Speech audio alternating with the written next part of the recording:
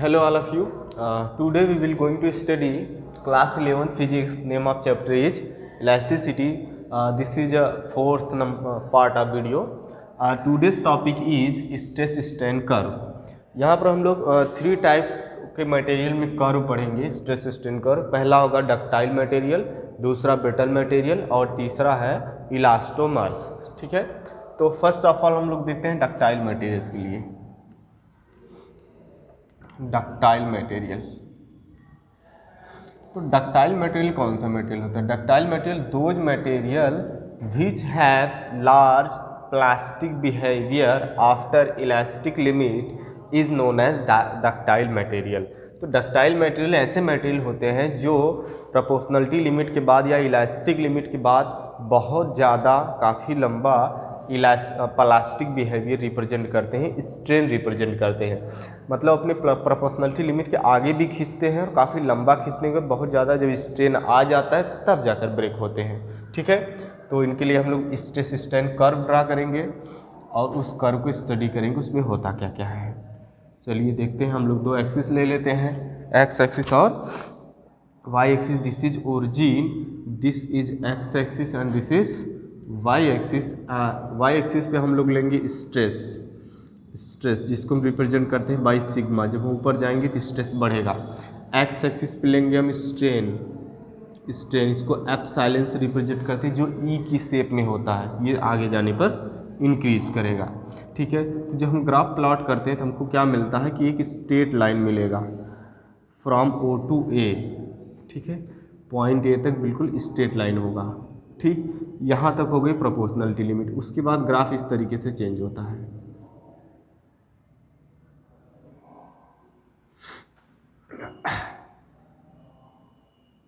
और यहाँ पर आकर के वो फ्रैक्चर हो जाता है. फ्रैक्चर यहाँ पर पॉइंट ए हो गया, यहाँ बीच में पॉइंट बी, और जहाँ से चेंज हो रहा है ये एल स्ट्रेंथ है पॉइंट सी, और यहाँ से जहाँ पर बिल्कुल फ्री हो गया डी, और मैक्सिमम पॉइंट पर हो गया अल्टीमेट स्ट्रेंथ यहाँ पर फ्रैक्चर पॉइंट. ठीक है, तो आप देख रहे हो ओ ए बी सी डी काफ़ी पॉइंट हमने लिखा है.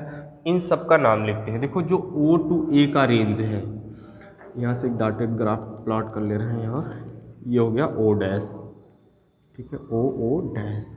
अब देखते हैं, तो यहाँ पर जो पॉइंट है ओ ए रेंज को हम लोग बोलते हैं प्रोपोर्शनलिटी लिमिट. ये क्या है? Proportionality limit.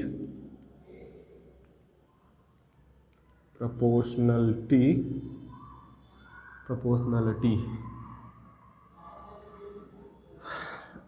लिमिट. इसका मतलब ये हो गया, ये किसको फॉलो को यहाँ पर फॉलो होता है? Hooke's law. ठीक है, यहाँ पर क्या फॉलो होता है? हुक्स लॉ यहाँ पर फॉलो होगा. ठीक है, हुक्स लॉ फॉलो होने का मतलब ये हो गया कि ओ टू ए तक जो है वो डायरेक्टली प्रोपोर्शनल होगा स्ट्रेस डायरेक्टली प्रोपोर्शनल स्ट्रेन. जितना ज़्यादा हम स्ट्रेस अप्लाई करेंगे उतना ही ज़्यादा उसमें स्ट्रेस आएगा, और जब हम फोर्स अनलोडेड कर देंगे, फोर्स रिमूव कर देंगे, तो वह अपने इनिशियल शेप और साइज को यहाँ से रिटर्न होकर के रिगेन कर लेगा. ठीक है, अब पॉइंट बी की बात करते हैं.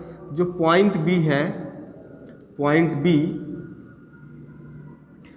बी जो है वो है इलास्टिक लिमिट. वो क्या है?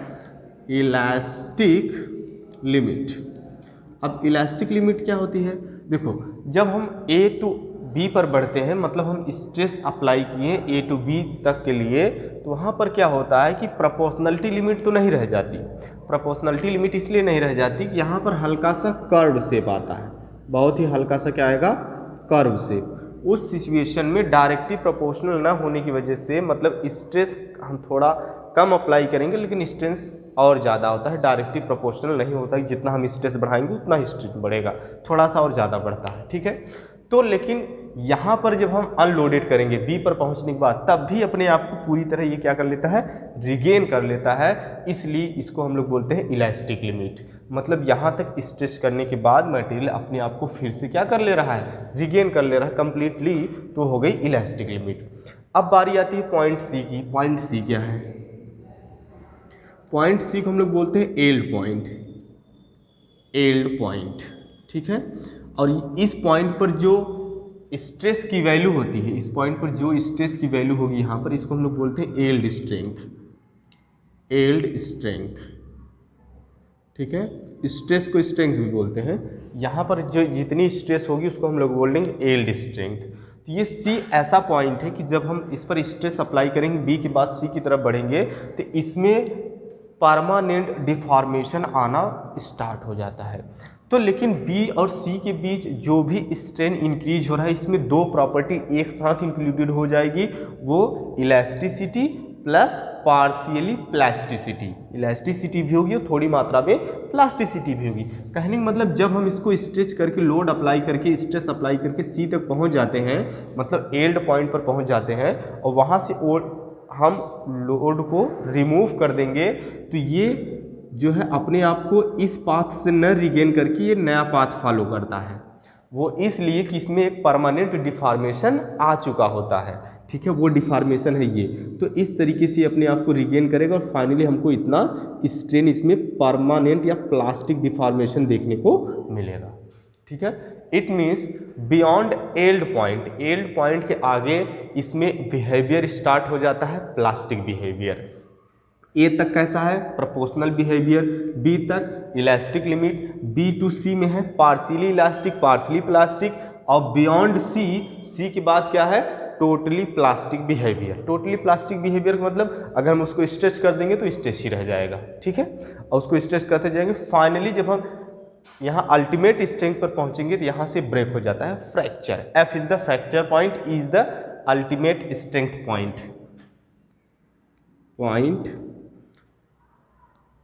ई ultimate strength point. Ultimate strength या stress F is equal to point F. Point F is fracture point. Fracture point clear. ये जो ग्राफ है किसके लिए है?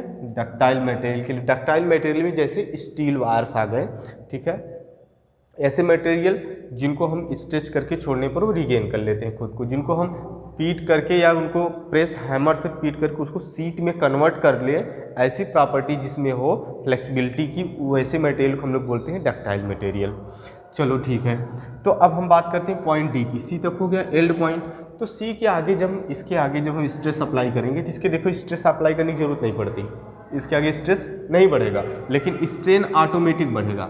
जैसे ही हम एल्ड पॉइंट से ज़रा सा ज़्यादा स्ट्रेस अप्लाई करेंगे, उसके बाद स्ट्रेस अप्लाई करने की ज़रूरत नहीं है, ऑटोमेटिक क्या होता है, सी से डी तक फ्लो आ जाता है। फ्लो मतलब पानी की तरफ बहते हुए, जिसे वायर हमने टांग दिया है और उसमें लोड अप्लाई कर रहे हैं। जब एल्ड पहलू पर पहुंच गया उसके बाद हम लोड अप्लाई करेंगे तो अपने आप बहुत तेज़ी से वो खींचेगा और बढ़ेगा।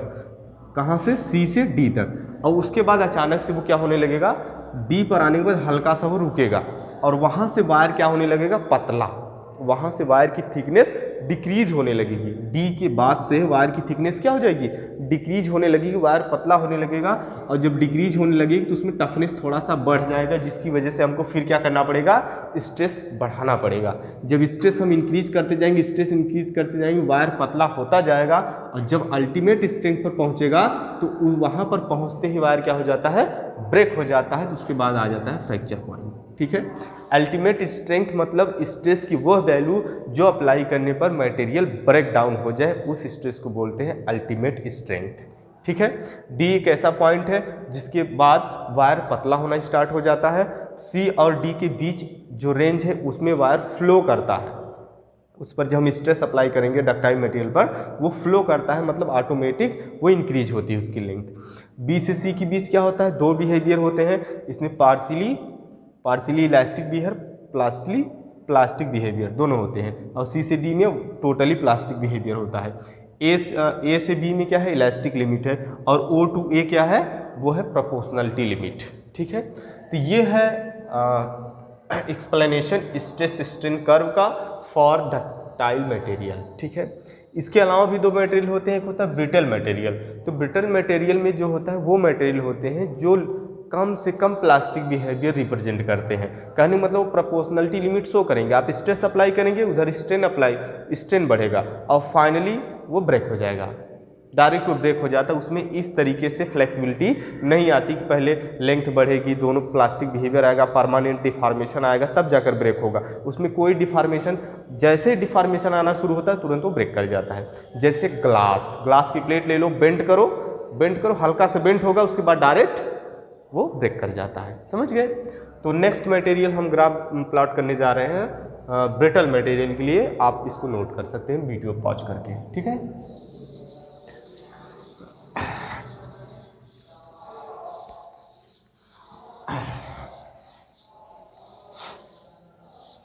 नेक्स्ट ग्राफ है हमारा graph stress strain curve for brittle material, TTLE, brittle material. ठीक, अब ब्रिटल मटेरियल क्या होते हैं? Those material which have less strain is known as brittle material. ऐसा मटेरियल जो कम से कम स्ट्रेन को रिप्रेजेंट करे उसको बोलते हैं ब्रिटल मटेरियल। इसका ग्राफ क्या होगा? इसका ग्राफ बहुत ही सिंपल है। एक्स एक्सिस ये है, वाई एक्सिस सिंपल, इस डायरेक्शन में क्या होगा? स्ट्रेस। यहाँ पर हम लेंगे स्ट्रेस ऑन वाई एक्सिस और strain on x axis. Strain epsilon से रिप्रेजेंट होता है, इसको सिग्मा से रिप्रेजेंट करते हैं। ठीक, अब इसमें डायरेक्ट ओ से प्रोपोर्शनलिटी लिमिट स्टार्ट हो गया और उसके बाद डायरेक्ट क्या होता है यहाँ पर? Fracture F.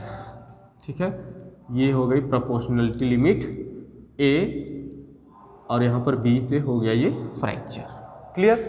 तो ये होता है ब्रिटल मटेरियल के लिए कर्व। इसमें प्रोपोर्शनलिटी होती है, उसके बाद डायरेक्ट फ्रैक्चर हो जाता है। ठीक है, इसमें किसी भी टाइप का परमानेंट डिफॉर्मेशन नहीं मिलता है। ब्रिटल मटेरियल आप देख रहे हो इलास्टिक लिमिट तक पहुँचा, यहाँ इलास्टिक लिमिट है, इलास्टिक लिमिट से जैसे ही आगे गए मटेरियल ब्रेक डाउन कर गया। ठीक है, टूट गया। जैसे ग्लास की प्लेट हो गई, ग्लास की रॉड हो गई, वो सब ब्रिटल मटेरियल में आते हैं। क्लियर? तो अब इसकी इरेज करके हम नेक्स्ट देखते हैं इलास्टोमर्स।